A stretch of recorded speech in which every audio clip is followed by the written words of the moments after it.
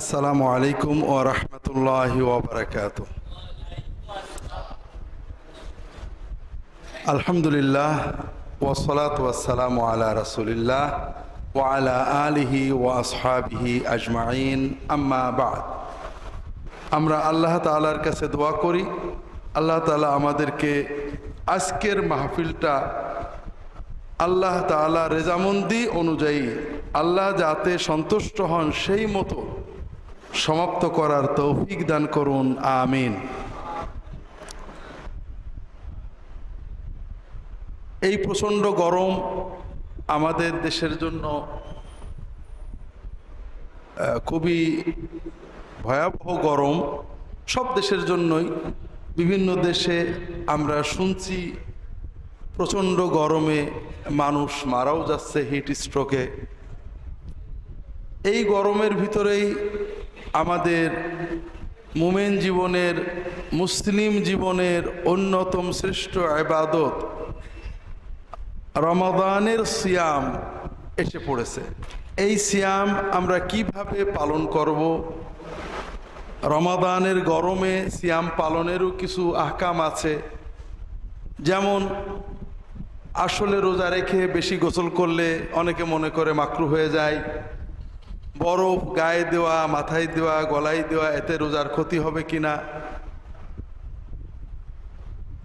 গরম প্রতিরোধের কোনো ব্যবস্থা করলে অথবা গায়ে হাতে মুখে বরফ লাগালে রোজা হালকা হবে কিনা, এ জাতীয় কিছু মাসআলাও আমাদের জানা দরকার।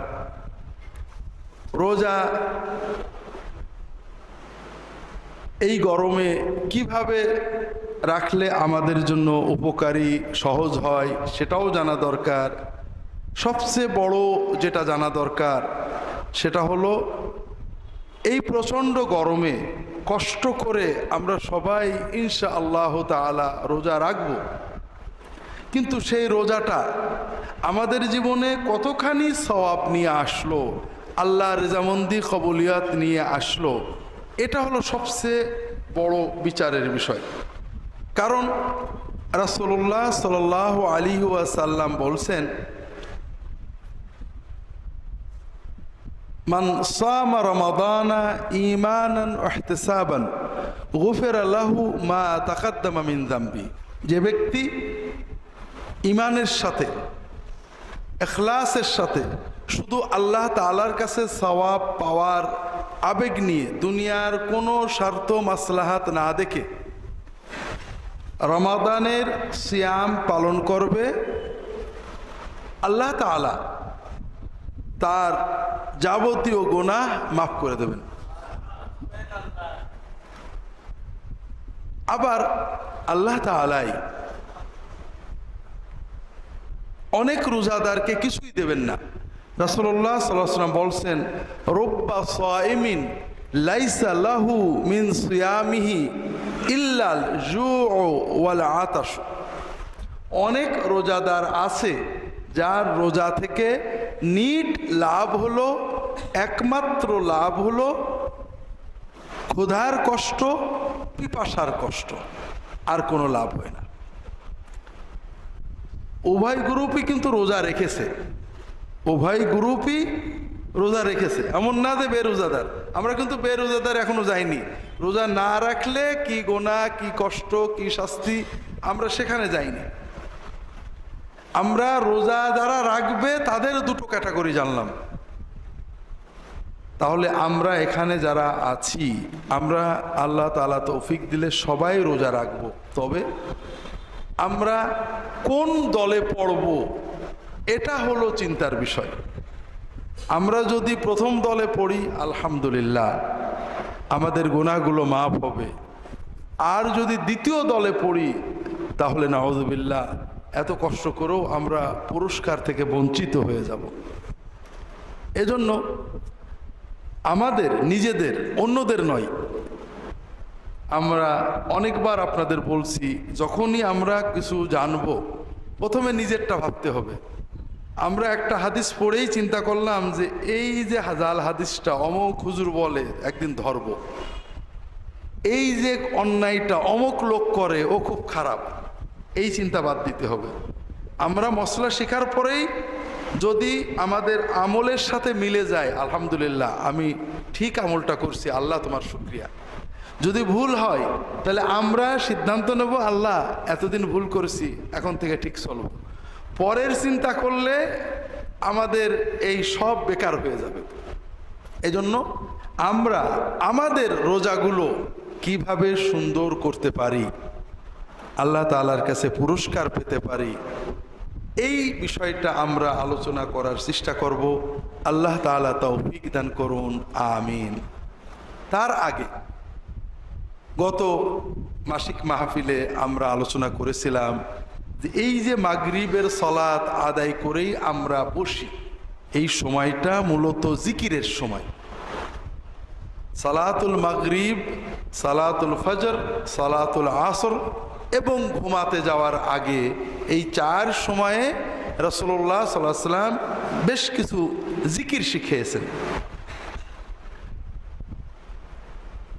এগুলো আপনারা অনেকে জানেন, আবার কেউ কেউ জানেন না। এগুলো খুবই গুরুত্বপূর্ণ, এগুলোকে অবহেলা করবেন না। আর এগুলো শেখার জন্য আমরা আগে এক সময় নিয়মিত এই জিকিরগুলো আমরা প্রথমে পালন করতাম, পরবর্তীতে এগুলো করে নি, আপনাদের কিছু সময় দেওয়া হয় যে আপনারা প্রত্যেকে পার্সোনালি করবেন। এটাই সুন্নত যে প্রত্যেকে পার্সোনালি করবেন। কিন্তু শেখার জন্য মাঝে মাঝে দু একটা জিকির অনুশীলন করা যায়। আল্লাহ রসুল সাল্লাল্লাহু আলাইহি ওয়াসাল্লাম 5 ওয়াক্ত সালাতে সালাম ফেরানোর পরে কি বলতেন?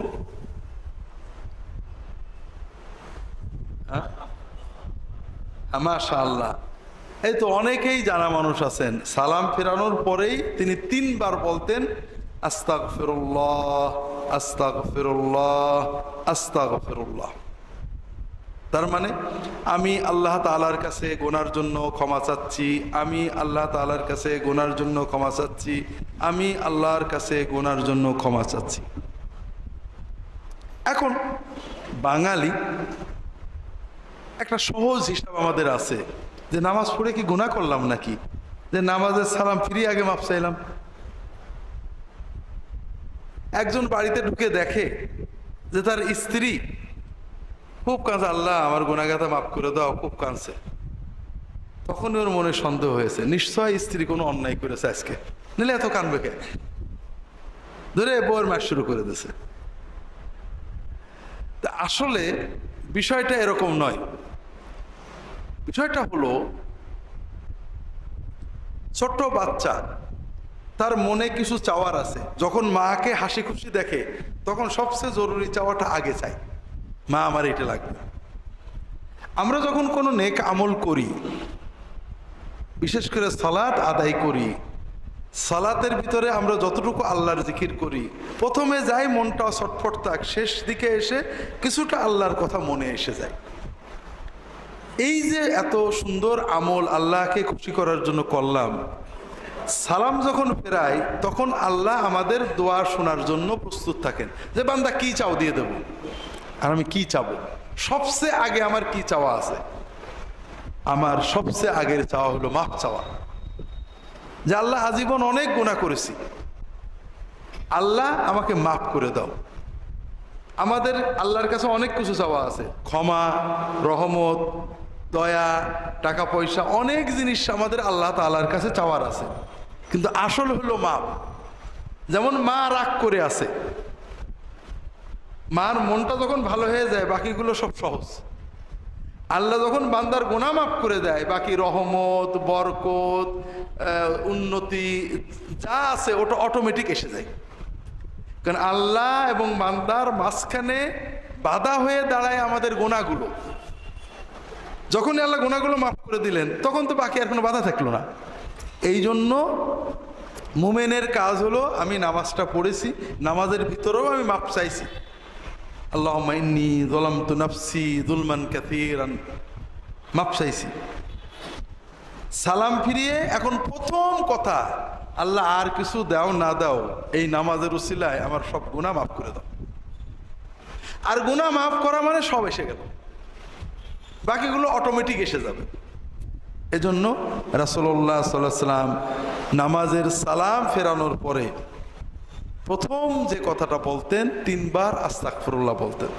এরপরে বিভিন্ন হাদিস থেকে জানা যায় রাসূলুল্লাহ সাল্লাল্লাহু আলাইহি ওয়াসাল্লাম সালাতের সালাম ফেরানোর পরে কি বলতেন? আল্লাহুম্মা আনতাস সালাম ওয়া মিনকাস সালাম তাবারাকতা ইয়া যাল জালালি ওয়াল ইকরাম। এইটা বলা 3 বার আস্তাগফিরুল্লাহ আল্লাহুম্মা আনতাস সালাম প্রত্যেকেরই সুন্নত।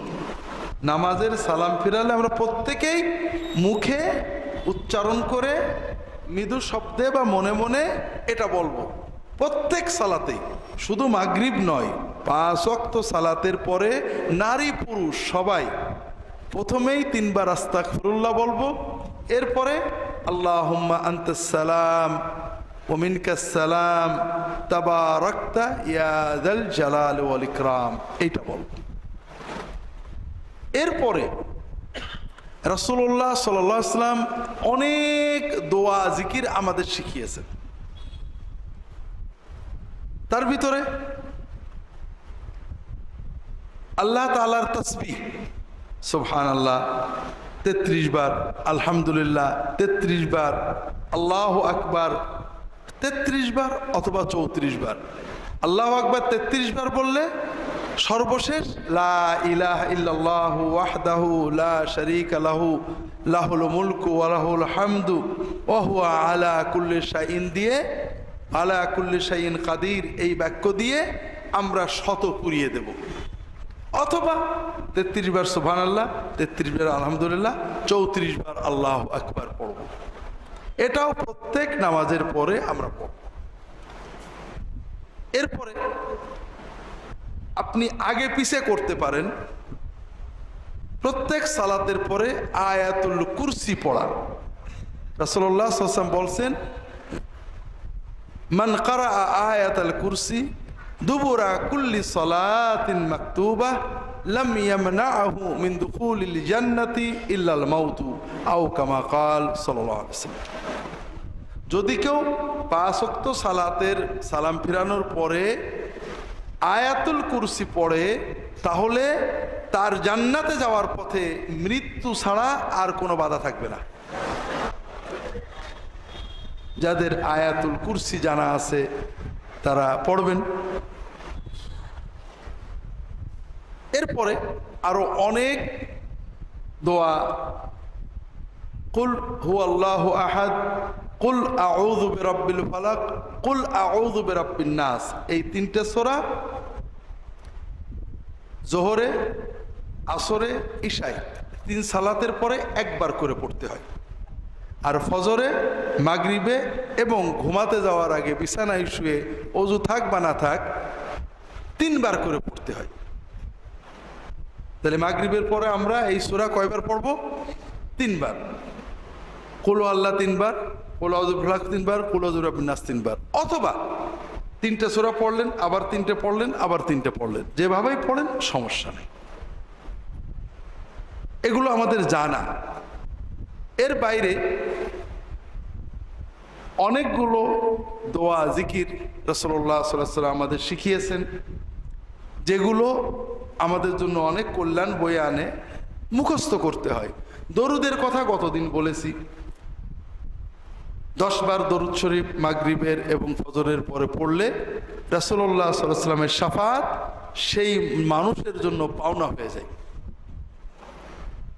আর একটা দোয়া আপনাদের বলেছিলাম, বিসমিল্লাহিল্লাযী লা ইয়াদুররু মা ইসমিহি শাইউন ফিল আরদি ওয়ালা ফিস সামাই ওয়া হুয়াস সামিউল আলিম। সকালে 3 বার, সন্ধ্যায় 3 বার পড়লে ওই দিনে কোনো আসমানি জমিনি বালা ওই মানুষটাকে স্পর্শ করবে না। ছোট বাচ্চাদের আমরা যদি সকালে 3 বার ফু দিয়ে দিই, মাথায় গায়ে হাত দিয়ে একটু পড়ে দিই, সন্ধ্যায় পড়ে দিই, ইনশাআল্লাহ ওই দিনে তার কোনো আসমানি জমিনি বালা তাকে স্পর্শ করবে না। আপনার দৌড়ে বেড়ান হুজুরের কাছে তাবিজ নেওয়ার জন্য। মা যে মহব্বতে পড়তে পারে, হুজুর তো ওই মহব্বতে পড়ে ফু দিতে পারে না। আমি কোন রকম, আর মা কত মহব্বতের সাথে পড়ে। আল্লাহ তো কালবের হালত দেখে যে কতখানি মহব্বত দিয়ে পড়ছে। যে মা যখন এই দোয়াটা পড়ে বাচ্চাকে ফু দেবে, এর যে তাসির হবে, আমার দোয়ায় অত তাসির হওয়ার কথা না। এরপরে সকালে এবং সন্ধ্যায় হেফাজতের দুটো দোয়া আছে। একটা হলো নিজেরা পড়বেন, বাচ্চাদেরকে পড়ে ফু দেবেন বা মাথায় গায়ে হাত রেখে পড়বেন। আউযু বিকালিমাতিল্লাহিত তাম্মাতি মিন কুল্লি শাইতানিন ওয়া হাম্মাহ ওয়া আইনিন লাম্মাহ। এর মানে হলো, আল্লাহ আমি আপনার আশ্রয় চাচ্ছি, আপনার কালিমাতিল্লাহিত তাম্মা, আল্লাহ তাআলার পরিপূর্ণ কালামের কালেমার আশ্রয় নিচ্ছি, যেন কোন শয়তান, জিন, কোন কীট পতঙ্গ, বিচ্ছু, সাপ, কোন বদনজর যেন আমার ক্ষতি করতে না পারে।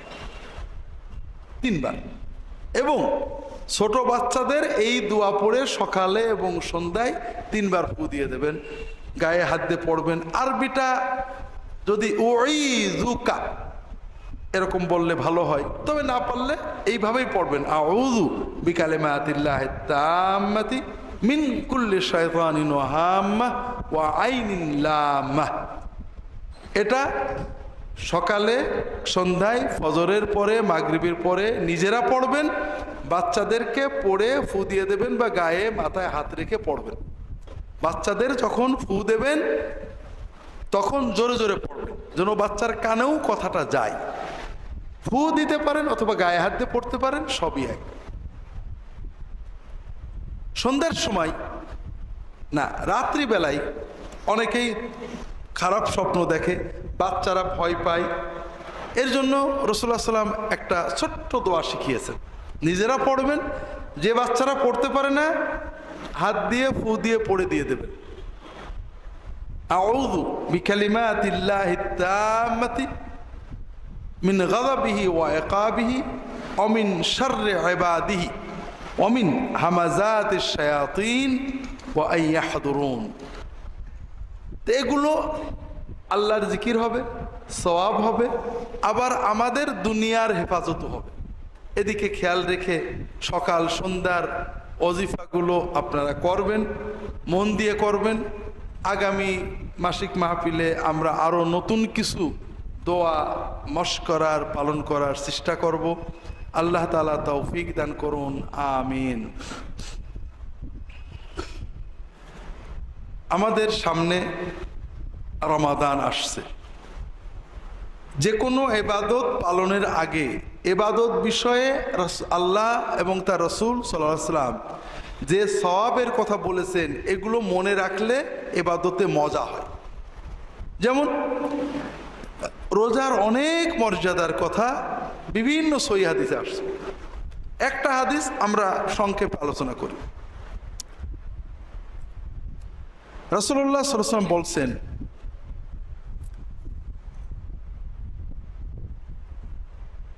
আল্লাহ তাআলা বলেছেন, কুল্লু আমাল ইবনে আদম লাহু ইল্লা সাওম ফাইন্নাহু লি ওয়া আনা আজজি বিহি।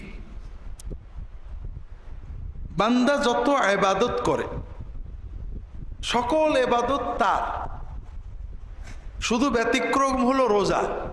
রোজাটা আমার। রোজাটা কার? আল্লাহ। সব ইবাদত বান্দার, আর শুধু রোজাটা আল্লাহর। আল্লাহ বলছেন আমি নিজে তার প্রাইজ দেব। তার মানেটা কি? যত ইবাদত আছে প্রত্যেক ইবাদত বান্দা হিসাব করে আল্লাহ সওয়াব দেবে। সে পালন করেছে, আল্লাহ গুণে পড়ে তার হিসাবে সওয়াব দেবেন, 10 গুণ, 700 গুণ। কিন্তু রোজাটা তা না, রোজা একটা ব্যতিক্রম। সব ইবাদত মানুষ দেখতে পারে। আপনি নামাজ পড়ছেন, যদি ভুল করেন মানুষ দেখে ফেলবে। কিন্তু রোজা এমন একটা ইবাদত যা কেউ দেখতে পারে না। আপনি বলছেন রোজা আছেন, আপনি রোজা নেই, কেউ বুঝতে পারবে না। সেহরিও খেয়েছেন, ইফতারেও খাইলেন, দুপুরেও খেয়েছেন গোপনে, বউ দেখেনি, ছেলেপেলে দেখেনি, পানি খেয়েছেন, হতে পারে না।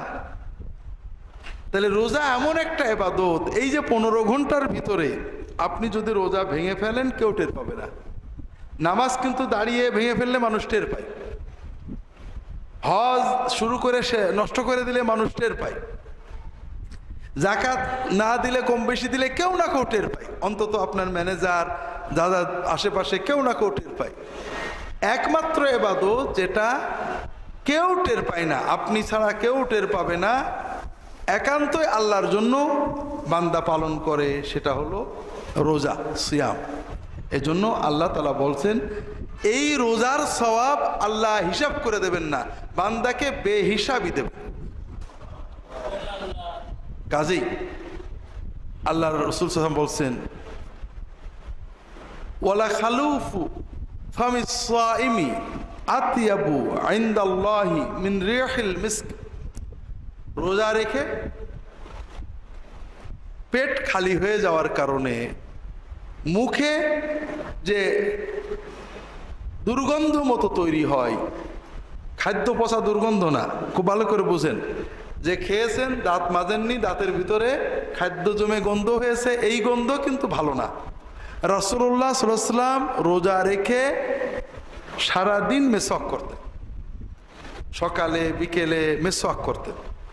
কাজে রোজা অবস্থায় মেসওয়াক করা যাবে, করতে হবে, করাই সুন্নত। খাওয়ার পরে বিশেষ করে ভালো করে মেসওয়াক করবেন, ব্রাশ করবেন, দাঁত পরিষ্কার করবেন, সারাদিন মেসওয়াক করবেন, মুখ কুলি করবেন, পরিষ্কার করবেন, এই গন্ধ না। পেটে পাকস্থলী খালি হওয়ার কারণে, সারাদিন না খাওয়ার কারণে মুখে এক ধরনের অস্বস্তিকর গন্ধ তৈরি হয়। আল্লাহ তাআলা বলছেন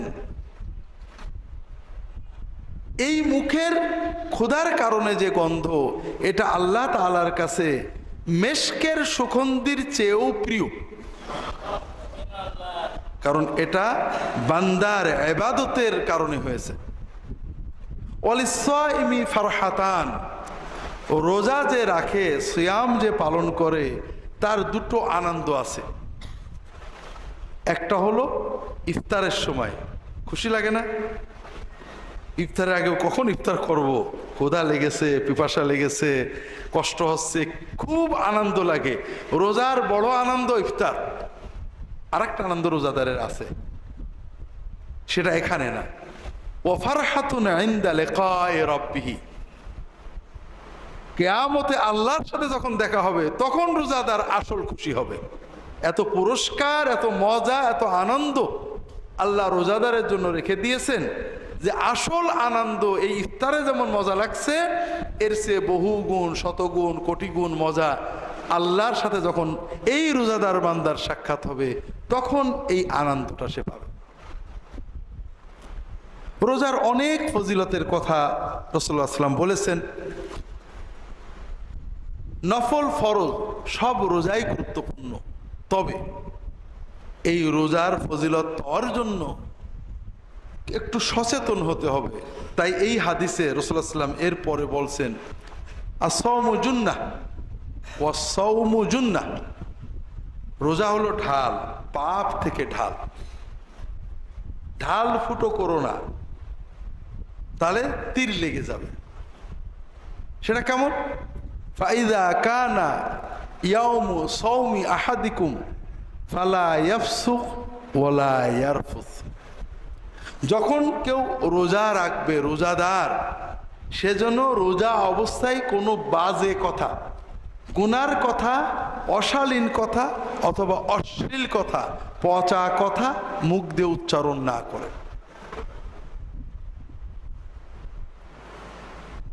অশালীন কথা, কর্কশ কথা, গালি দেওয়ার কথা, বাপমা তুলে কথা, অথবা এমন কথা, স্ল্যাং কথা যেগুলো আমরা সমাজে বলি, অমকের পুত, তমকের পুত, এই সব কথা, অশালীন বাজে কথা যেগুলো অশ্লীলতা প্রকাশ করে, কোনো কথা রোজা রেখে বলা যাবে না। রাসূলুল্লাহ সাল্লাল্লাহু আলাইহি ওয়াসাল্লাম এত কথা বাদ দিয়ে এই কথা বললেন কেন? কারণ যারা দিনদার মুসলমান তারা সাধারণত কেউ মানুষ খুন করে বেড়ায় না, কেউ মানুষের মাথায় লাঠি মারে না, চাঁদাবাজি করে না। আমরা যে গুনাহটা সবচেয়ে বেশি করি সেটা হলো জবানের গুনাহ। আমরা সবাই সকাল থেকে সন্ধ্যা পর্যন্ত যত গুনাহ করি তার 90% বা 95% কিন্তু জবান দিয়ে করি।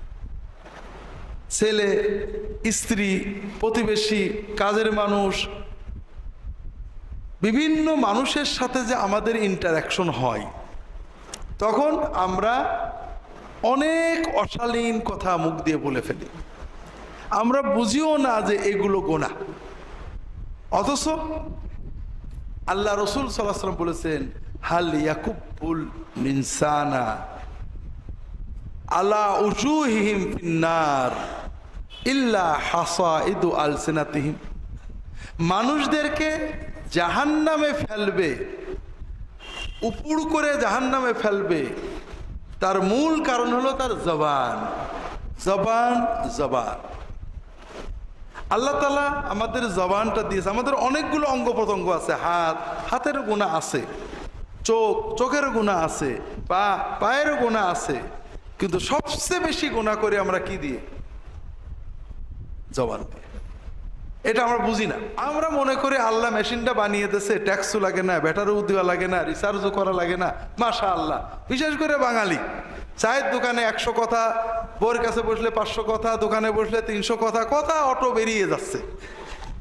আর আল্লাহ বলছেন, ওমা ইয়ালফিযু মিন কাউলিন ইল্লা লাদাইহি রাকিবুন আতীদ। বান্দা প্রত্যেকটা কথা জবান দিয়ে ঠপাস করে বেরোই, আল্লাহর ফেরেশতা ওটা লিখে ফেলে, একটা কথাও বাদ দেয় না। ওমা ইয়ালফিযু মিন কাউলিন, একটা সিঙ্গেল শব্দ বাক্য যদি সে বলে, তার যে রাহারাদার, তার যে ওয়াচার তাকে সংরক্ষণ করছে, সে ওটা লিখে ফেলে। কাজেই এজন্য আল্লাহ রসুল সাল্লাল্লাহু আলাইহি ওয়াসাল্লাম আমভাবে বলেছেন, সাধারণভাবে বলেছেন, মান কানা ইউমিনু বিল্লাহি ওয়াল ইয়াউমিল আখির ফালইয়াকুল খায়রান আও লিয়াসমুত। যদি তোমার আল্লাহর উপরে আর আখিরাতের উপর ঈমান থাকে, তাহলে কথা মুখ দিয়ে বের করলে ভালো কথা বের করবা, নইলে তালা মেরে থবা, চুপ করতে থাকবা। আল্লাহ রসুল সাল্লাল্লাহু আলাইহি ওয়াসাল্লাম অন্য হাদিসে বলছেন, মিন হুসনি ইসলামিল মারই তারকুহু মা লা ইয়ানি। আপনি যদি ভালো মুসলমান হতে চান, তাহলে যেটা আপনার জন্য প্রয়োজন না ওইটা বাদ দেবেন। আপনি দোকানে বসে আছেন, রাজনীতির কথা হচ্ছে, আবহাওয়ার কথা হচ্ছে, আমেরিকার কথা হচ্ছে, দেখবেন আপনি কোনো অনুভূতি ছাড়াই অংশ নিয়ে ফেলেছেন, কথা আর আপনি চাপতে পারেননি, একটা বেরিয়ে গেছে। কিন্তু এই কথাটা বললে আপনার কতটুকু লাভ হবে, আপনার কি পরিমাণ সওয়াব হবে, কথাটার দরকার আছে কিনা, দুনিয়া বা আখেরাতে এই কথার দ্বারা আপনি কোনো টাকা পয়সা বা সওয়াব অর্জন করবেন কিনা, আপনার স্বার্থ সংশ্লিষ্ট কিনা, এটা চিন্তা করেন না। এইটা হলো মা লা ইয়ানি, অপ্রয়োজনীয় কথা।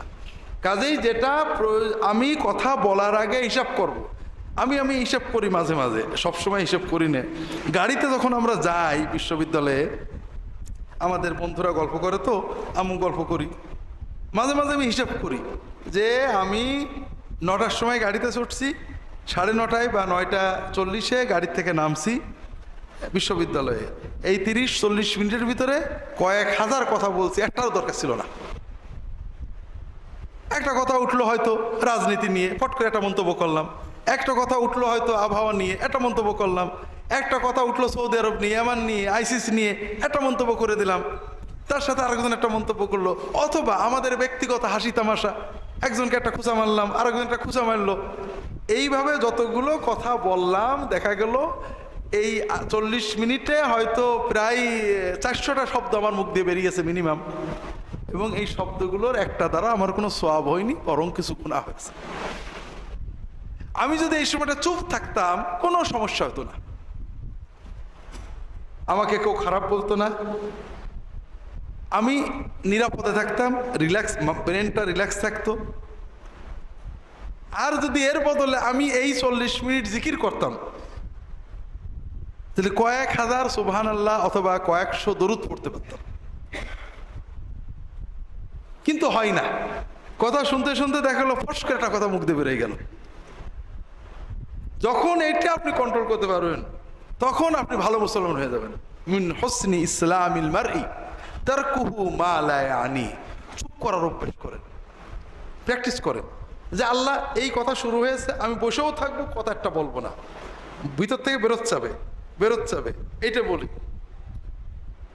এটা একটা বড় প্র্যাকটিস। বিশ্বাস করেন, আপনি যখন আপনার জবানকে কন্ট্রোল করতে পারবেন, আপনি শুধু আখিরাত না, দুনিয়াতেও সফল হবেন। কারণ আমাদের দুনিয়ার যত ঝঞ্ঝাট এখান থেকে আসে।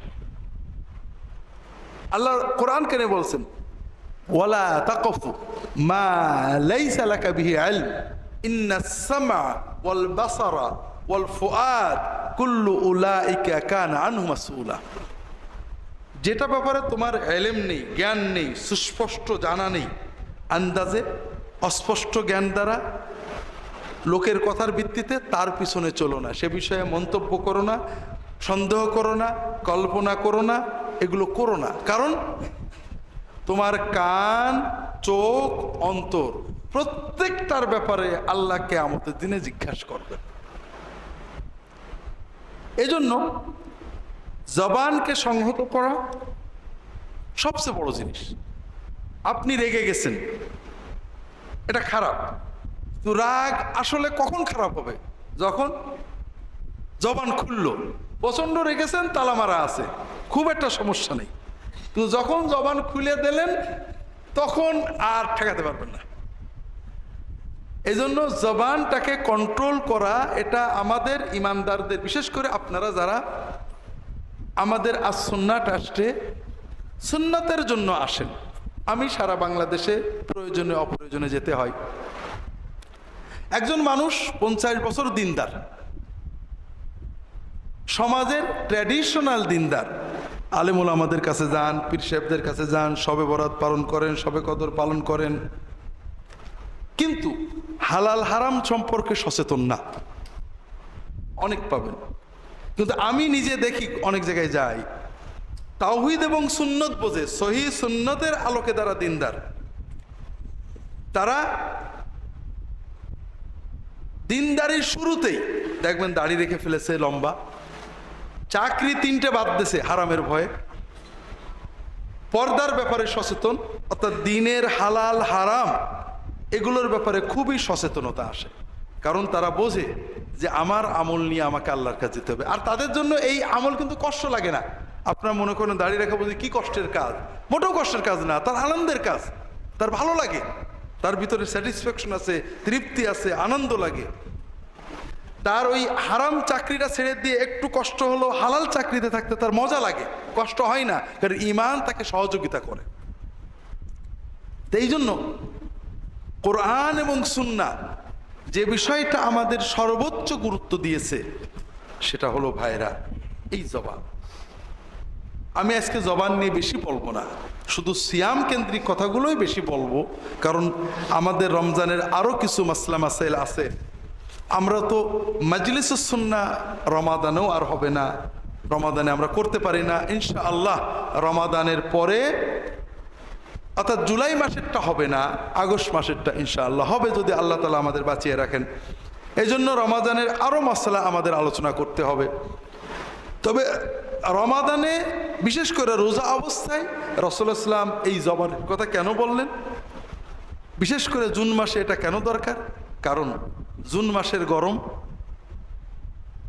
এবং বাঙালি মেজাজের গরম আর পেটের ক্ষুধার কারণে গরম, তিন গরম এক জায়গায় হয়ে, পিপাসার গরম, ক্ষুধার গরম, আবহাওয়ার গরম, বাঙালি মেজাজের গরম, এই চার গরম এক জায়গা হয়ে রোজা অবস্থায় আমরা সহজেই বিস্ফোরণ হয়, অর্থাৎ বাস্ট হয়ে যায়।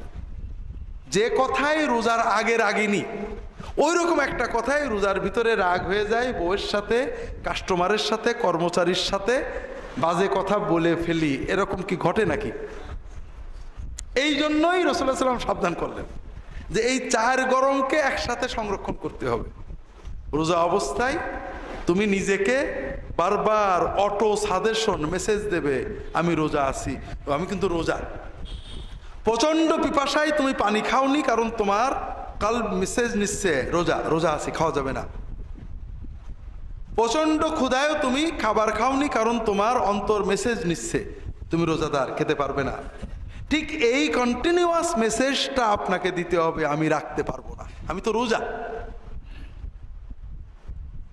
আল্লাহ রাসূল সাল্লাল্লাহু আলাইহি ওয়াসাল্লামের জন্য বলছেন, ফাইন সাবাহু আহাদুন আও কাতালাহু, যদি কেউ তোমাকে, কোনো রোজাদারকে গালি দেয়, আপনি রাখবেন না, রাগেননি, কিন্তু গায়ে পড়ে আপনাকে রাগিয়ে দিয়েছে, বাজে কথা বলেছে, গালি দিয়েছে, আও কাতালাহু, মারামারি করতে চলে এসেছে, ফালিয়াকুল ইন্নী ইমরুউন সায়েম, সেজন্য বলে যে আমি রোজা আছি। তার মানে আপনি নিজে তো রাখবেন নাই, কেউ যদি রিয়াকশনারি রাগ তৈরি করে আপনি তাও রাখবেন না।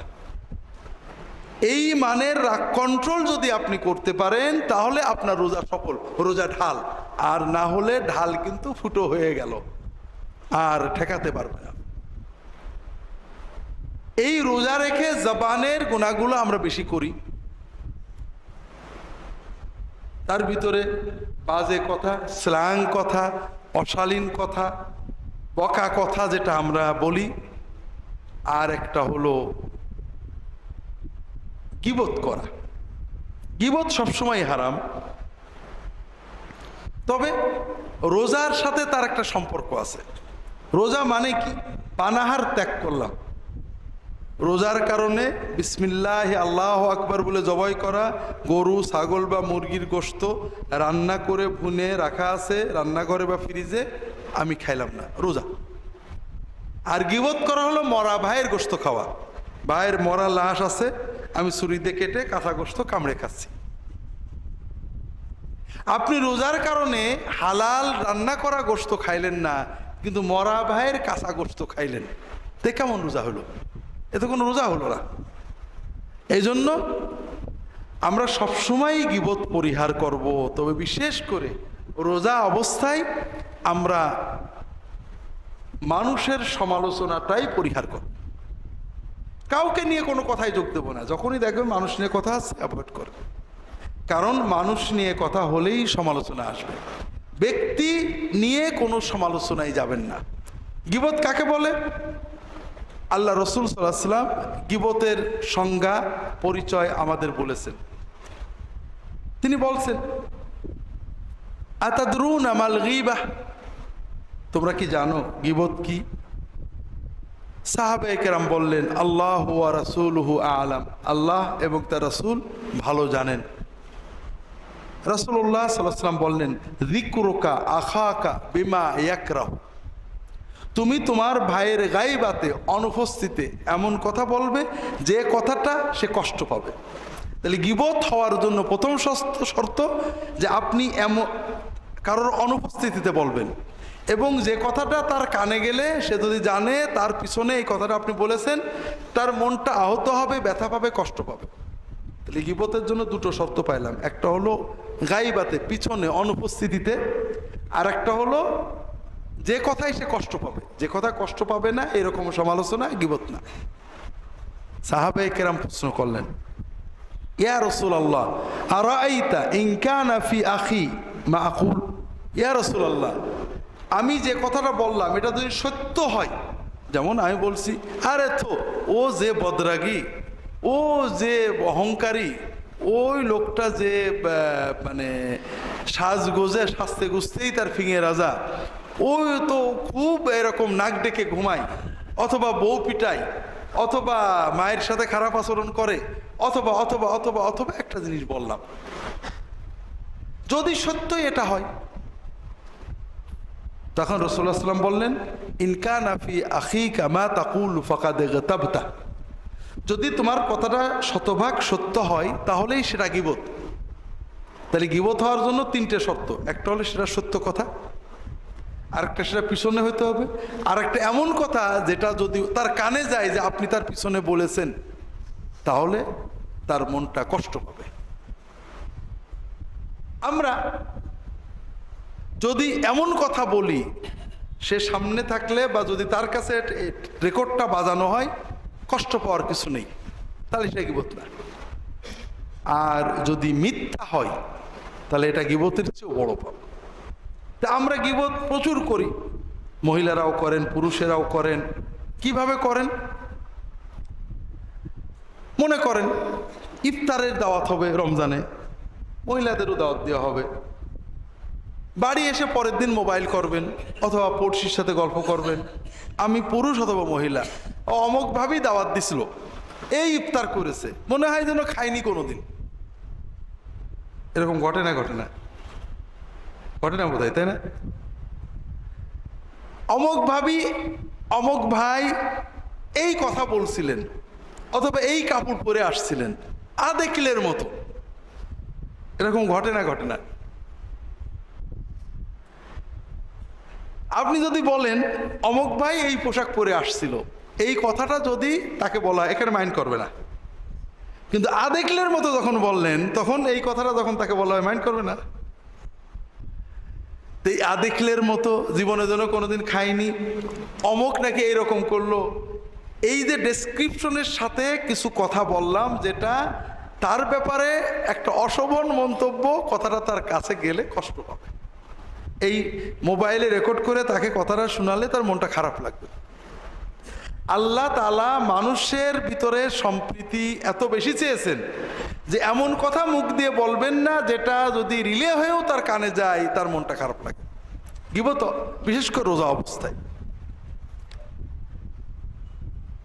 এটা হলো রোজা সংরক্ষণের ব্যাপার গোনা থেকে।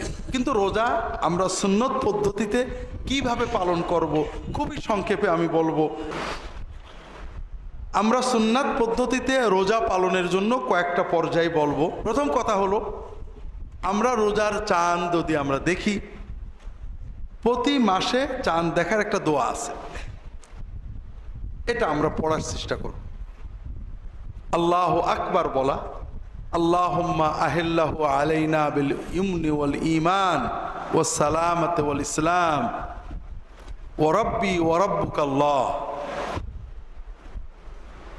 অনেকে চাঁদ দেখলে সালাম দেয়, আমাদের দেশে বোধহয় এখনো আছে, দেখছেন নাকি? নতুন চাঁদ দেখলে সালাম দেওয়া, এটা কিন্তু ঠিক না, এটা খুবই খারাপ কাজ। চাঁদ দেখলে আল্লাহর কাছে দোয়া করতে, প্রথমে আল্লাহু আকবার, এরপরে আল্লাহ এই যে নতুন মাস শুরু হলো, এই মাসটা আমাদের ঈমানটা মজবুত রেখো, আমাদের সকল কাজে কর্মে বরকত দিও। দোয়াটা কেমন হলো? হ্যাঁ, মাসের শুরুতেই আল্লাহর কাছে বরকত চেয়ে নিলেন। ওয়াস সালামাতু ওয়াল ইসলাম, আমাদের দিন ইসলাম ঠিক রেখো, আমাদের নিরাপত্তা বিপদ আপদ থেকে মুক্ত রেখো। এরপরে চাঁদের সাথে একটা কথা বলা, রাব্বি ওয়া রাব্বুকাল্লাহ, চাঁদ তুমি কিচ্ছু না। অনেকে চাঁদ পূজা করে, সূর্য পূজা করে, তোমার রব এবং আমার রব আল্লাহ, তুমিও যার বান্দা আমিও তার বান্দা। চাঁদ কিছু না, কিন্তু নতুন চাঁদ উঠেছে, আমি আল্লাহর কাছে দোয়া চাচ্ছি। এটা পারলে পড়বেন। এরপরে তারাবি শুরু হলো, এবং তারাবি দিয়েই শুরু হলো আমাদের ঝগড়া। বিশেষ করে আমরা যারা সুন্নত নির্ভর, তাদের ঝগড়া এক্ষেত্রে বেশি। এটা হলো সুন্নত ঝগড়া আমাদের। যারা শরীয়ত টরিয়ত পালন করে না, নামাজ কালাম পড়ে না, অনেকে রোজা রাখে নামাজ পড়ে না, এদের কোনো সমস্যা নেই, নামাজই পড়ে না, ঝগড়ার কি? আমরা যারা একটু ভালো করে দিন পালন করতে চাই, তারাবির নামাজ 8 রাকাত না 20 রাকাত, এটা নিয়ে ঝগড়া হবে। তা আমি বিস্তারিত বলবো না। কথা হলো তারাবির নামাজ 20 রাকাত যেটা পড়া হয় এটা সহিহ হাদিস দ্বারা প্রমাণিত, সাহাবীদের যুগে পড়া হয়েছে। তবে রাসূলুল্লাহ সাল্লাম নিজে অথবা সাহাবায়ে কেরাম কোনো রাকাতকে ফিক্সড করেননি যে এর কম পড়া যাবে না বা এর বেশি পড়া যাবে না, কারণ রাসূলুল্লাহ সাল্লাল্লাহু আলাইহি ওয়াসাল্লাম নিজেই এটাকে ফিক্সড করেন। আপনারা হয়তো মনে করেন জোহরের নামাজ 4 রাকাতের জায়গায় 6 রাকাত পড়া যায় না, রাসূলুল্লাহ সাল্লাল্লাহু আলাইহি ওয়াসাল্লাম যেটা পড়েছেন তার চেয়ে বেশি আমরা পড়বো কি করে? কথাটা ওরকম না। জোহরের নামাজ রাসূলুল্লাহ সাল্লাল্লাহু আলাইহি ওয়াসাল্লাম কখনো 2 রাকাত, কখনো 4 রাকাত, কখনো 6 রাকাত পড়েননি। কিন্তু কিয়ামুল লাইল, তাহাজ্জুদ রাসূলুল্লাহ সাল্লাল্লাহু আলাইহি ওয়াসাল্লাম কখনো 2 রাকাত, কখনো 4 রাকাত, কখনো 6 রাকাত, কখনো 8 রাকাত, কখনো 10 রাকাত, কখনো 12 রাকাত, বিভিন্ন রকম পড়েছেন। তিনি রাকাত সংখ্যা বাড়িয়েছেন, কমিয়েছেন, কিন্তু টাইম কিন্তু একই রেখেছেন। 2 রাকাতেও 4 ঘন্টা, 4 রাকাতেও 4 ঘন্টা, 6 রাকাতেও 4 ঘন্টা, 8 রাকাতেও 4 ঘন্টা, 10 রাকাতেও 4 ঘন্টা, 12 রাকাতেও 4 ঘন্টা, 4 থেকে 6 ঘন্টা অথবা এই রকম সময় তিনি কিয়ামুল লাইল পড়তেন। সাহাবীদের যুগে 8 রাকাত পড়া হয়েছে, 20 রাকাতও পড়া হয়েছে, সেটাও 4 থেকে 6 ঘন্টা। আমরা যারা 20 রাকাত পড়ি তারা 35-40 মিনিটে 20 রাকাত পড়ি। আর আজকে জুমার দিন নামাজ আমি বলছিলাম আমরা 40 মিনিটে 20 রাকাত পড়ে আমরা দাবি করি আমরা সাহাবীদের সুন্নত পালন করছি। এটা একটা আত্মপ্রবঞ্চনা। 8 রাকাত যারা পড়েন তারা আধা ঘন্টায় 8 রাকাত পড়ে দাবি করেন আমরা সহিহ হাদিস পালন করছি। এটাও আত্মপ্রবঞ্চনা, আর কিছু না। কথাটা হলো সাহাবায়ে কেরাম এবং মুসলিম উম্মার সকল আলেম, 4 মাযহাবের ইমামগণ, ইবনে তাইমিয়া, ইবনুল কাইয়িম, শাহ ওলিউল্লাহ মুহাদ্দিস, বড় বড় ইমাম আইম্মা সবাই বলেছেন যে এই রাকাত নিয়ে কোনো ঝগড়ার কিছু নেই, কিয়াম হলো আসল। যেখানে 20 রাকাত হয় 20 রাকাত পড়বেন। তবে আবারও আপনাদের বলি, যদিও জুমার সময় সামান্য কিছু বলা হয়েছে, কিয়ামুল লাইলের মূল মাকসাদ হলো কোরআন শোনা বা পড়া। তারাবির নামাজ জামাতে পড়া ওয়াজিব নয়, না পড়লে গুনাহ হবে না। যদি মূল মসজিদে জামাত কায়েম হয়েছে, আপনি তারাবির নামাজ ঘরে পড়েন, কোনো গুনাহ হবে না। তবে জামাতে পড়ার কোরআন খতমের সওয়াব থেকে মাহরুম হবেন। ইশার নামাজ ঘরে পড়লে গুনাহ হবে। কাজেই আপনি তারাবি জামাতে পড়েন বা ঘরে পড়েন, অবশ্যই ইশার নামাজ জামাতে পড়বেন। 2 নম্বর, তারাবির মূল সুন্নত হলো খতম তারাবি বা জামাতে তারাবির কোরআন শোনা। কাজেই মহব্বতের সাথে, আদবের সাথে কোরআনটা শুনতে হবে। মসজিদে এমন হাফেজ রাখার চেষ্টা করবেন যিনি অন্তত প্রতিটি শব্দ সুস্পষ্ট পড়েন, আপনার কানে যায়, মুখের ভিতরে অর্ধেক রেখে পড়েন না। আপনি যখন পড়বেন আলহামদুলিল্লাহি রাব্বিল আলামিন আর রহমানির রহিম মালিকি ইয়াউমিদ্দিন, প্রত্যেকটা শব্দ তার মদ, গুন্না, ইখফা, ইজহার আপনার কানে গেল। পড়াওয়ালা যে সওয়াব পেয়েছেন, শোনাওয়ালাও সেই সওয়াব পেয়েছেন। কিন্তু আপনি পড়লেন আলহামদুলিল্লাহ মালিক ইয়াউমিদ্দিন, আপনি কি কি শুনেছেন? তেমন কিছু শোনেননি। আপনার পড়াওয়ালার যে পরিমাণ গুনাহ হয়েছে, শোনাওয়ালারও সেই পরিমাণই গুনাহ হয়েছে। কারণ আপনি যদি একটা আয়াত সুন্দর করে পড়তেন,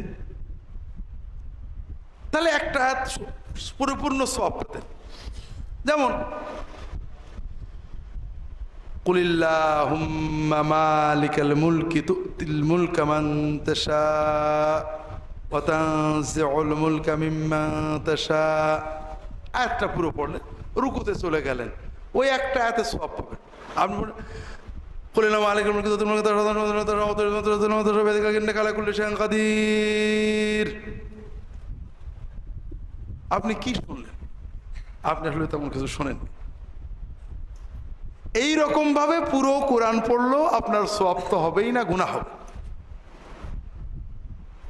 এজন্য আপনি যদি একান্তই না পারেন, বরং ইশার নামাজ বড় জামাতে পড়ে তারাবির নামাজ ছোট একটা জামাত করেন, অন্তত সুন্দর করে মহব্বতের সাথে পড়া যাবে, তাতে একটু সময় বেশি লাগুক। যদি তাও না পারেন তাহলে একা সূরা তারাবি পড়েন, যদি সেই রকম ইমানি মজবুত থাকে। ঘরে আসলেন, কিছুই পড়া হলো না, গুনাহগার হয়ে গেলে, এরকম যেন না হয়। সর্ব অবস্থায় মসজিদে মসজিদে সবাই চেষ্টা করবেন হাফেজ সাহেবদেরকে সুযোগ দিতে ধীরে পড়ার। দোষ সব হাফেজ সাহেবের উপর চালানো। হুজুর আমাদের হাফেজ এমন পড়ে কিচ্ছু বোঝা যায় না, অথচ দোষ হাফেজের না। হাফেজ সাহেবরা জানে যে ধীরে পড়লে চাকরি থাকে না। গত বছরও আমাকে যশোর থেকে ফোন করেছে, হুজুর মসজিদ কমিটির নির্দেশ 35-40 মিনিটের ভিতর খতম করে দিতে হবে, তা না হলে হবে না। অত মশলা আসলে আমরা বুঝি না। অর্থাৎ ঈশা শেষ করে 20 রাকাত পড়তে হবে 30-35 সর্বোচ্চ 40 মিনিটে। এ যদি না পারেন তাহলে আপনি পান। আসলে মসজিদ কমিটি এই গুনাহ করে লাভটা কি পাবে? এই জন্য ভাইয়েরা আপনারা চেষ্টা করবেন তারাবিতে মহব্বতের সাথে কোরআন শোনা, মহব্বতের সাথে কোরআনটা পুরোটা শোনা। যদি না পারেন সূরা তারাবি পড়বেন মহব্বতের সাথে, রুকু সাজদাগুলো একটু দীর্ঘ করবেন, সেটাও ভালো। এমন কোরআন যদি পড়া হয় যে যেখানে আয়াত বাদ পড়ে যায়, আয়াতের এক শব্দ খানিকটা বাদ দিয়ে আরেকটা পড়ে, মাঝখানে 2-3টে বাক্য বাদ যাওয়াতে অর্থ বিকৃত হয়ে পরিবর্তন হয়ে যায়, কুফরি কালাম হয়ে যায়, তাহলে খুব কঠিন বিষয় হয়ে যাবে। তারাবি, আমরা আমাদের দেশে তারাবির দোয়া আছে, 4 রাকাত পরপর দোয়া আছে। এই দোয়াটা কোনো সুন্নত দোয়া না। তারাবি এখানে আমরা ফাঁকি দিই। তারাবি মানে বিশ্রাম। কেন বিশ্রাম? রাসূলুল্লাহ সাল্লাল্লাহু আলাইহি ওয়াসাল্লাম থেকে বিশ্রামের কোনো কথা হাদিস নেই। সাহাবীদের যুগে যখন জামাতে তারাবি হতো, বেশি সময় না, ঈশার পর থেকে সেহরি পর্যন্ত হতো।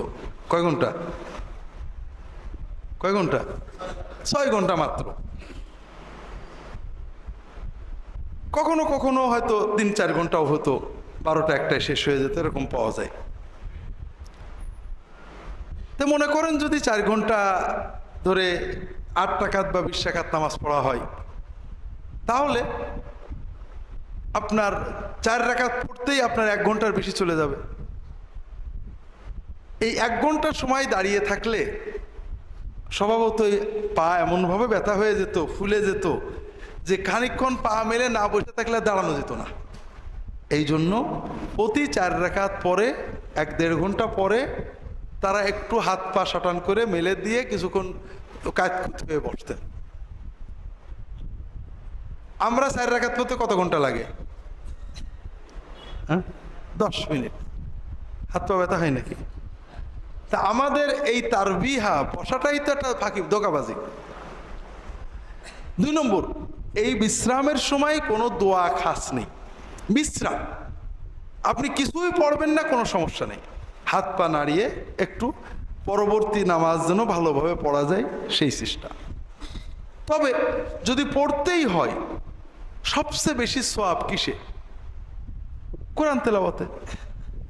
আপনি কোরআন তেলাওয়াত করেন, মুখস্থ সূরাগুলো পড়েন, আল্লাহর জিকির করেন, সুবহানাল্লাহ, আলহামদুলিল্লাহ, লা ইলাহা ইল্লাল্লাহ, আল্লাহু আকবার, দরুদ শরীফ পড়েন, যতবার পারেন দরুদ শরীফ পড়েন। সুবহানাল মুলকি ওয়াল মালাকুতে যে দোয়াটা, এটা বড় অদ্ভুত দোয়া।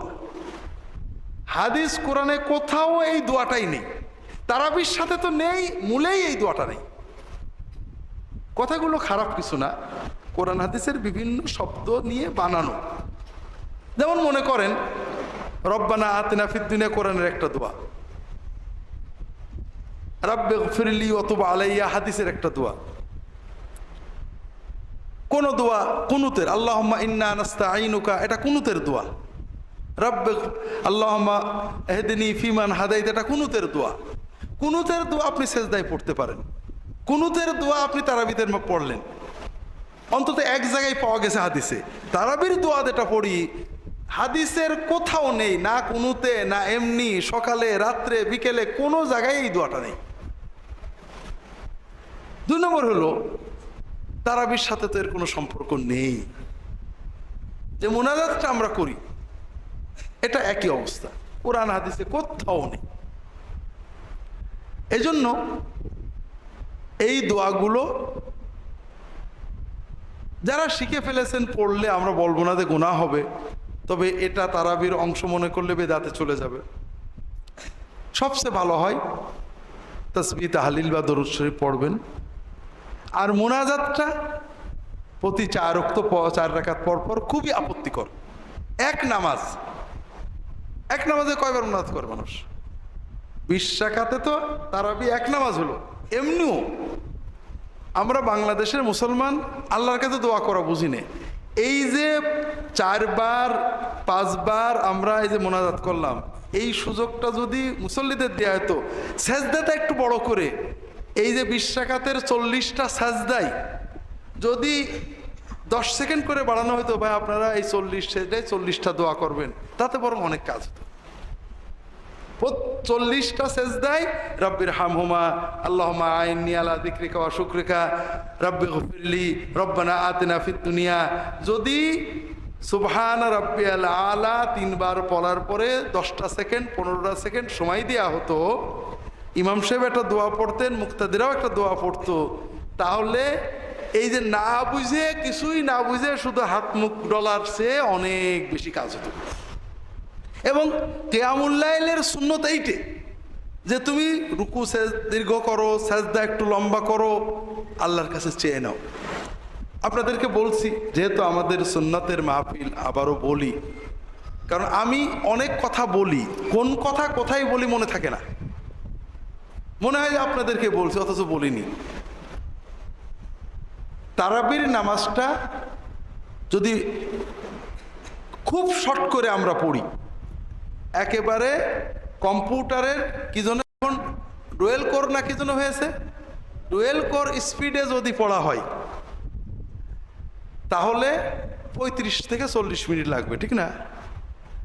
আর যদি সুন্নত মতো মোটামুটি সুন্দর করে পড়া হয় তাহলে 1 ঘন্টা লাগবে। 20 মিনিটের কারণে আমরা নামাজটা নষ্ট করি। সৌদি আরবে অধিকাংশ মসজিদে 8 টাকার তারাবি হয়, কোন মসজিদে 20 টাকাত হয়।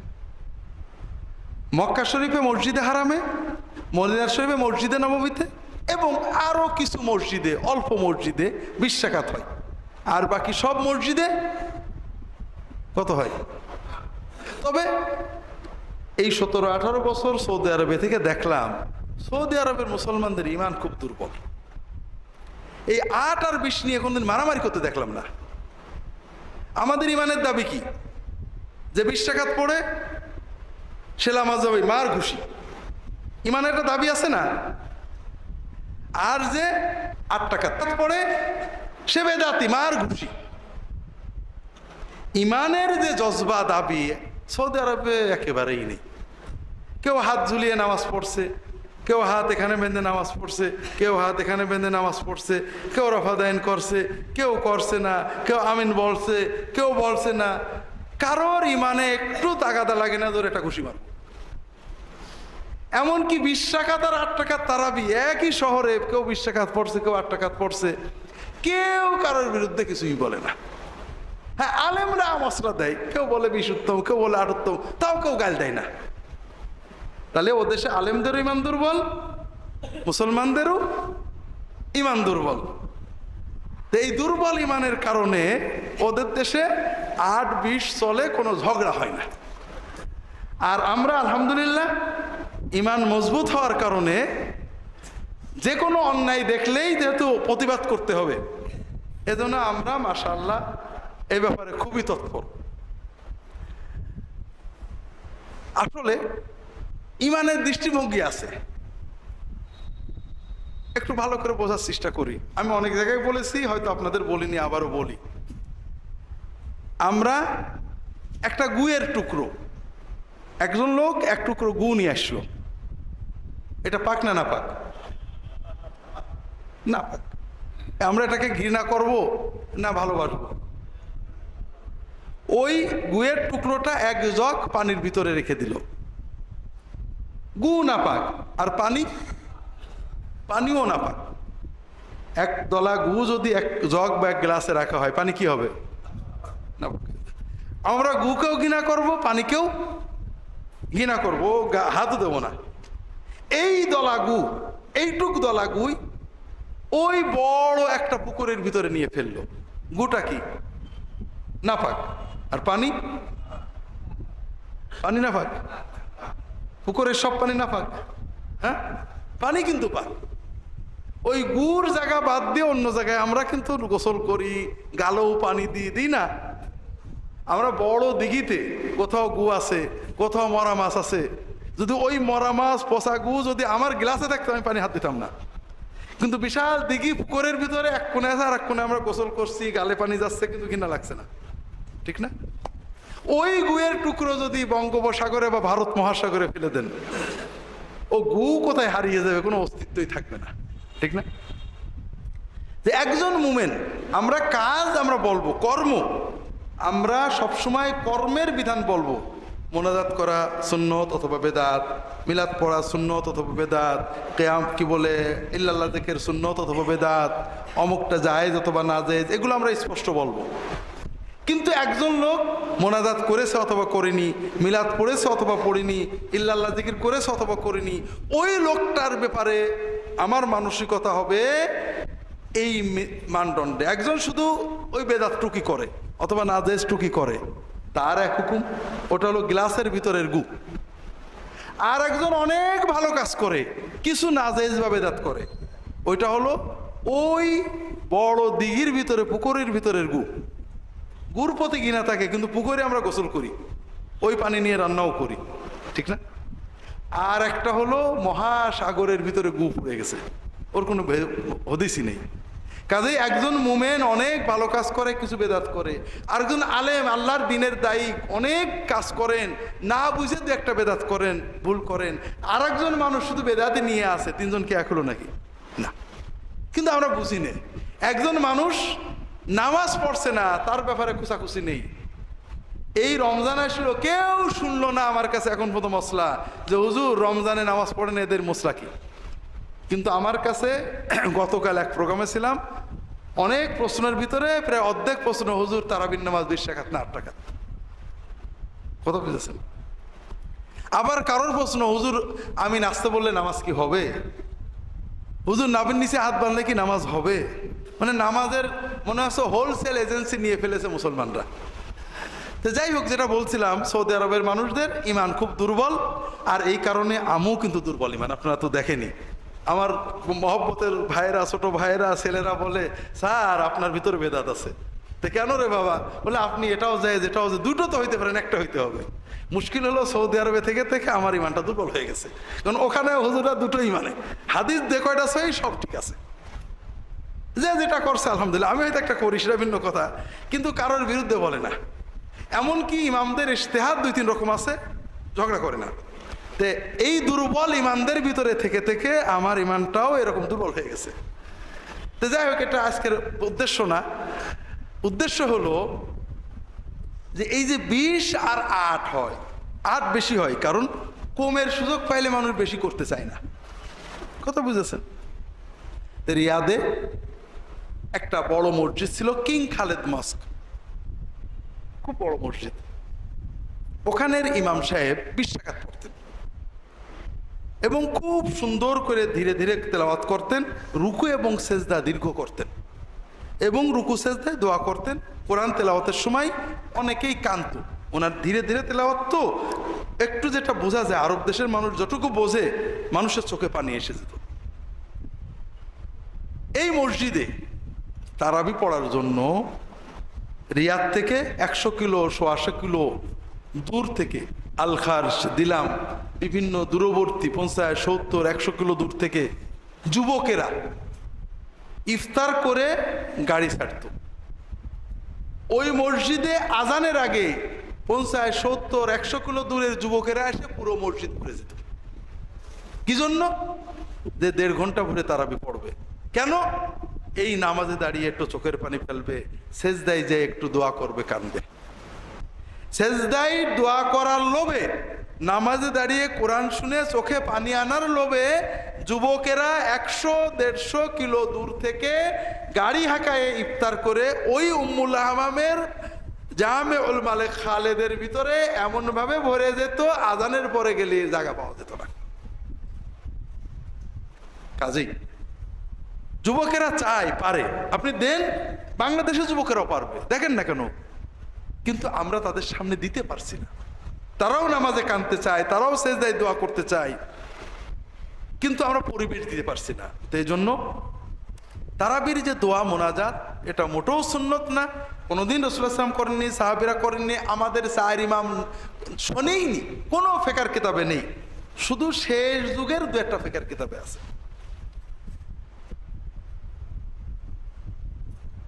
তারাবি যখন জামাতে পড়বো আমরা বেতের পড়ে নেব, কারণ রাসূলুল্লাহ সাল্লাল্লাহু আলাইহি ওয়াসাল্লাম বলছেন, মান কামা মাআল ইমামি হাত্তা ইয়ানসারিফা কুতিবা লাহু বাকিয়াতুল লাইলাতিহি। যদি কেউ ইমামের সাথে কিয়ামুল লাইল বা তারাবির জামাত শেষ পর্যন্ত পড়ে, তাহলে বাকি সারা রাত তাহাজ্জুদ পড়ার সওয়াব তার আমলনামায় লেখা হয়ে যায়।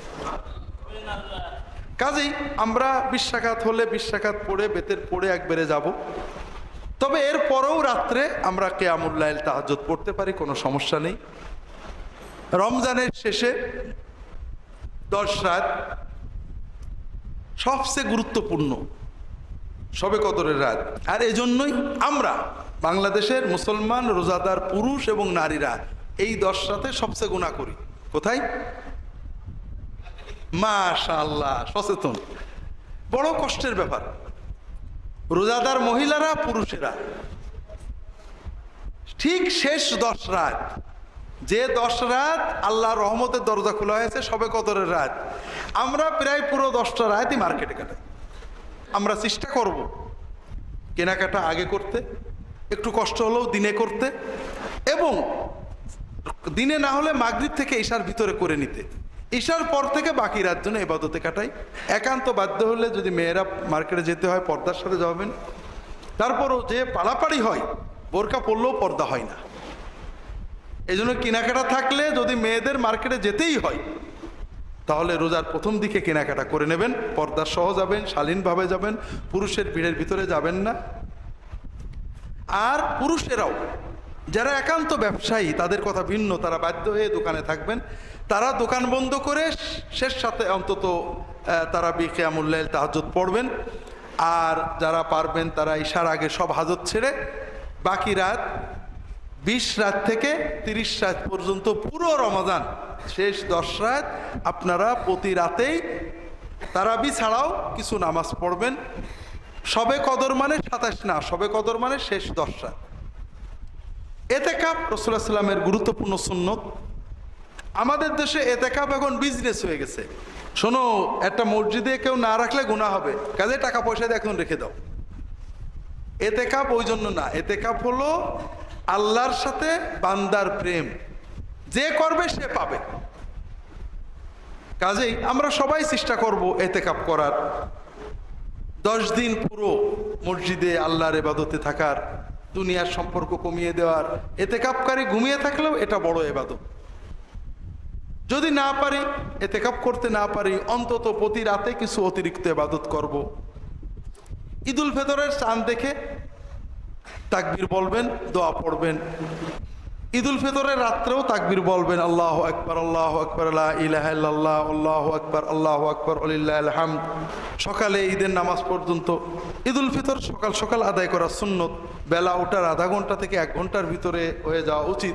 যদিও আমাদের দেশে বেলা হয়, তবে যে যেখানে আছেন আস্তে আস্তে সুন্নতের দিকে আসার চেষ্টা করবেন। সামাজিক বিভিন্ন কারণে একটা বদরুসুম হয়ে গিয়েছে। ঈদুল ফিতরের দিনে সকালে ফিতরা দিতে হয়, গরিবদের বাড়িতে খাবার পৌঁছানোর নিশ্চয়তা। এই জন্য রাসূলুল্লাহ একটু দেরি করতেন, সকালে কিছু খেয়ে যেতেন, 3-5টা খেজুর অথবা কিছু মিষ্টি অথবা কিছু খাবার খেয়ে ঈদের মাঠে যেতেন। ঈদের মাঠে রাসূলুল্লাহ সাল্লাল্লাহু আলাইহি ওয়াসাল্লাম প্রথমে সালাত আদায় করতেন। ঈদ আসলে আমাদের ঝগড়া আছে, 6 তাকবীর না 12 তাকবীর, 6-12 দুটোই সহি, কাজে ঝগড়া করবেন না। ঈদের পরে রাসূলুল্লাহ সাল্লাল্লাহু আলাইহি ওয়াসাল্লাম খুতবা দিতেন। আম খুতবা দেওয়ার পরে মেয়েদের ওখানে যে খাস খুতবা দিতেন। রাসূলুল্লাহ সাল্লাল্লাহু আলাইহি ওয়াসাল্লামের সময় মেয়েরা পিছনে জামাতে শরীক হতেন, রাসূলুল্লাহ উৎসাহ দিতেন। এরপরে মুসলমানরা যার যার বাড়িতে চলে যেতেন। এক পথে যাওয়া আর এক পথে ফেরা, এগুলো সুন্নত। দেখা সাক্ষাৎ, সালাম করা, কেমন আছেন দোয়া করা সুন্নত, মুসাফা করা সুন্নত। কোলাকুলি হলো যার সাথে অনেক দিন পরে দেখা তার সাথে, এটা সুন্নত, ঈদের সুন্নত না। কোলাকুলিটা ঈদের সুন্নত না। মোটামুটি সিয়াম এবং ঈদের ব্যাপারে মুখতাসার কথা। সুবহানাকা আল্লাহুম্মা বিহামদিকা আশহাদু আল্লা ইলাহা ইল্লা আনতা আস্তাগফিরুকা ওয়া আতুবু ইলাইক। আল্লাহুম্মা সাল্লি আলা মুহাম্মাদ ওয়া আলিহি ওয়াসাল্লাম। আপনি কি হেরার আলোয় আলোকিত হতে চান? আপনি কি সুন্নার আলোকে জীবন গড়তে চান? প্রফেসর ডক্টর খন্দকার আব্দুল্লাহ জাহাঙ্গীর রচিত কোরআন সুন্না ভিত্তিক জীবন ঘনিষ্ঠ বইগুলো পড়ুন, সুন্দর জীবন গড়ুন। ইসলামী আকিদা, হাদিসের নামে জালিয়াতি, ইহয়াউস সুনান, রাহে বেলায়েত সহ আরো অনেক বই। কোরআন সুন্নার সাথে থাকুন, জীবন বদলে যাবে। যোগাযোগ আস সুন্না ট্রাস্ট 01715400640।